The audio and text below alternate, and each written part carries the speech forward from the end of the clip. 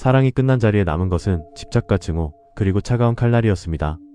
2018년 10월 부산 사하구의 한 평온한 아파트 단지. 단 하룻밤 사이 화목했던 일가족 4명이 흔적도 없이 사라졌습니다.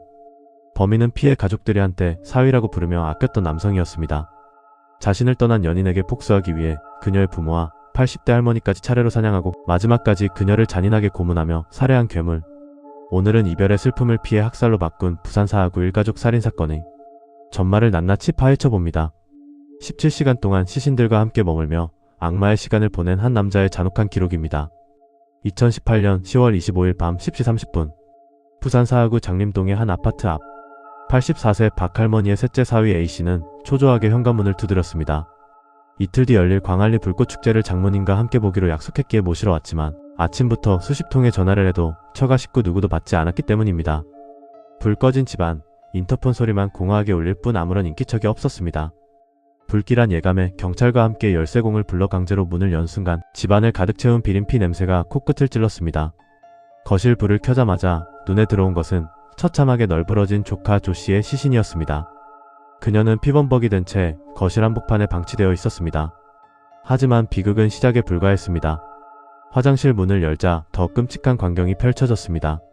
좁은 욕조 안에 조씨의 아버지, 어머니, 그리고 할머니의 시신이 차곡차곡 포개져 있었습니다. 범인은 시신들을 비닐과 대야로 덮어가리는 엽기적인 치밀함까지 보였습니다. 그리고 작은 방 침대 윗 비닐봉지를 머리에 뒤집어 쓴 채 질식해 숨진 한 남자가 있었습니다. 이 모든 지옥을 만든 장본인 32살 신모 씨였습니다. 범인 신 씨는 피해자 조 씨와 1년 가까이 동거했던 전 남자친구였습니다. 한때 조 씨의 가족들은 신 씨를 사위라 부르며 이웃들에게 소개할 만큼 그를 신뢰했습니다. 신 씨의 부모 집에서 한 달, 양산의 전세방에서 10개월. 두 사람은 미래를 약속한 사이처럼 보였습니다. 하지만 신 씨의 본 모습은 서서히 드러났습니다. 그는 지독하게 내성적이면서도 소유욕과 집착이 강했습니다. 사소한 일에도 폭언을 퍼부었고 조 씨가 반려견을 자신보다 더 아낀다는 이유로 질투에 눈이 멀어 강아지를 집어던져 죽이기까지 했습니다. 지 성격 때문에 맨날 싸운다, 집어던지고 때린 적도 있다며 친구에게 고통을 호소하던 조 씨는 결국 2018년 8월 결별을 선언하고 본가로 돌아왔습니다. 직장까지 그만두고 외톨이가 된 신 씨에게 이별은 배신이었습니다. 그는 조 씨의 본가 비밀번호를 알아내고 컴퓨터로 전기충격기 사용법, 아파트 CCTV 위치를 검색하며 사냥을 준비했습니다. 그의 가방 안에는 둔기, 흉기, 전기충격기 등 무려 14가지의 살해 도구가 담겨 있었습니다. 10월 24일 오후 4시 12분 선글라스와 모자로 얼굴을 가린 신 씨가 큰 가방을 메고 조 씨의 아파트에 나타났습니다. 그는 이미 집에 혼자 있던 조 씨의 아버지를 가장 먼저 살해했습니다. 그리고 집안에서 마치 제 집인 양 머무르며 뒤이어 들어올 가족들을 기다렸습니다.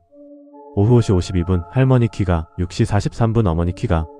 신 씨는 문이 열릴 때마다 달려들어 전기 충격기로 제압하고 흉기를 휘둘렀습니다.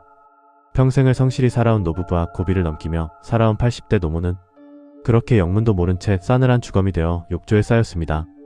마지막 타깃은 전 여자친구 조 씨였습니다. 25일 0시 7분 일을 마치고 귀가한 그녀는 집안에 가득한 피 냄새를 맡기도 전에 신 씨에게 붙잡혔습니다. 신 씨는 조 씨를 유독 잔인하게 다뤘습니다. 다른 가족들은 둔기와 흉기로만 살해했지만 조 씨에게는 케이블 타이로 목을 조르고 온갖 도구를 동원해 고통을 극대화했습니다. 증오의 대상을 마지막까지 고문하듯 살해한 것입니다. 더욱 소름 끼치는 것은 그 이유입니다. 일가족을 몰살한 신 씨는 밖으로 나가 자신의 차에서 질소 가스통을 챙겨 다시 범행 현장으로 올라갔습니다. 그는 시신들과 함께 무려 17시간을 머물며 마지막 정리를 하고 25일 오전 작은 방에서 스스로 목숨을 끊었습니다. 이 사건은 단순한 치정극이 아닌 치밀하게 계획된 데이트 폭력의 극단적인 결과였습니다. 유족들은 참담함을 금치 못했습니다. 불꽃축제를 함께 보기로 했던 약속은 영원히 지킬 수 없는 비극이 되었고 화목했던 한 가문은 단 하룻밤 만에 뿌리째 뽑혀 나갔습니다. 사건 당일 경찰의 대응 또한 유족들의 가슴을 후벼팠습니다. 연락이 안 된 지 하루밖에 안 됐는데 무슨 신고냐며 미온적인 태도를 보였던 파출소 문을 강제로 여는 것을 거부하며 시간을 지체했던 초기 대응은 유족들에게 씻을 수 없는 상처를 남겼습니다. 만약 조금 더 빨리 경찰이 개입했더라면 신 씨가 자살하기 전 그를 생포해법의 심판대에 세울 수 있지 않았을까요? 용의자가 현장에서 스스로 목숨을 끊으면서 이 사건은 공소권 없음으로 종결되었습니다. 가해자는 자신의 목숨으로 죄를 퉁치고 떠났지만 남겨진 유족들은 평생 지워지지 않는 트라우마 속에서 살아가야 합니다. 사랑이라는 이름으로 포장된 집착이 어떻게 한 가족을 멸문지화에 이르게 하는지 부산 사하구의 이 비극은 우리에게 경고하고 있습니다. 이별을 받아들이지 못하는 비뚤어진 소유욕, 그리고 징후가 보였음에도 막지 못한 데이트 폭력의 잔혹한 마침표. 84세 할머니부터 30대 손녀까지 그들이 마지막 순간 느꼈을 공포와 배신감은 그 무엇으로도 보상받을 수 없습니다.